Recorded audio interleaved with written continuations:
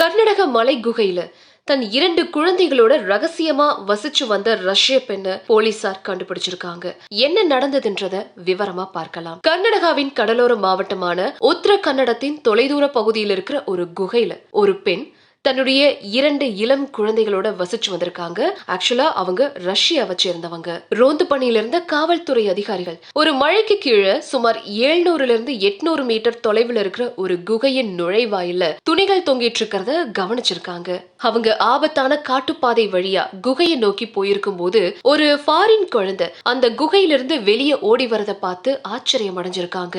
ஆக்சுவலா குகையை சுத்தி பாம்புகள் நிறையவே இருந்திருக்காம். கடந்த வருஷம் ராமதீர்த்த மலைகளை சுற்றி நிலச்சரிவுகள் ஏற்பட்டதால இந்த பகுதி ஆபத்தானதா மாறி இருக்கு. அதனாலதான் ரோந்து குழு அந்த சுற்றுப்புறங்களை சோதனை செஞ்சுட்டு வந்திருக்காங்க. அப்பதான் இந்த பெண்ணையும் அந்த 2 குழந்தைகளையும் காவல் கண்காணிப்பாளர்கள் பார்த்திருக்காங்க. அந்த குழந்தைய ஃபாலோ பண்ணிட்டு போயிருக்கும் போதுதான் ஒரு விஷயம் தெரிய வந்திருக்கு. அந்த குகைக்குள்ள குடினா அப்படிங்கிற 40 வயது ரஷ்ய பெண்ணும் அவங்களுடைய 2 குழந்தைகளான பிரேமா, அம்மா இந்த 3 பேரும் அந்த குகைக்குள்ள வசிச்சிருக்காங்க.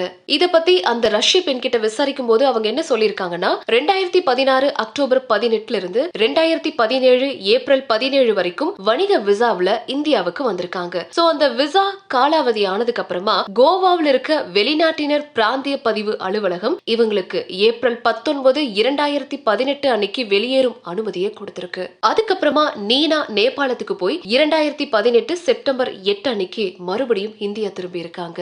அதாவது அவங்களுடைய விசா காலாவதி ஆனதுனால அவங்க தன்னுடைய 2 பெண் குழந்தைகளோட அந்த குகையிலேயே வசிச்சிருக்காங்க. சோ அங்க வாழ்றது எவ்வளவு ஆபத்தானது அப்படின்னு அங்க இருக்கிற காவல்துறை அதிகாரிகள் அந்த ரஷ்ய பெண்ணுக்கு புரிய வச்சிருக்காங்க.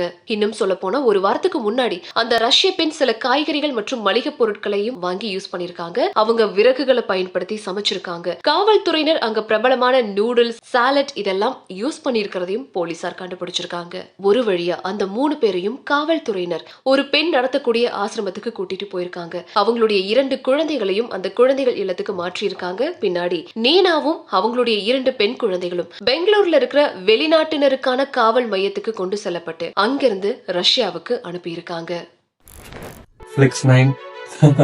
உங்க கையால ஓபன் பண்ணுங்க. ஃபிளிக்ஸ் 9 ஓடிடிக்கு வந்து என்னுடைய நெஞ்சார்ந்த வாழ்த்துக்கள். நல்லா ஓட்டும், நல்ல படங்கள் பெரிய லெவலில் ஓட்டும். நான் வாழ்த்து. தேங்க்ஸ்.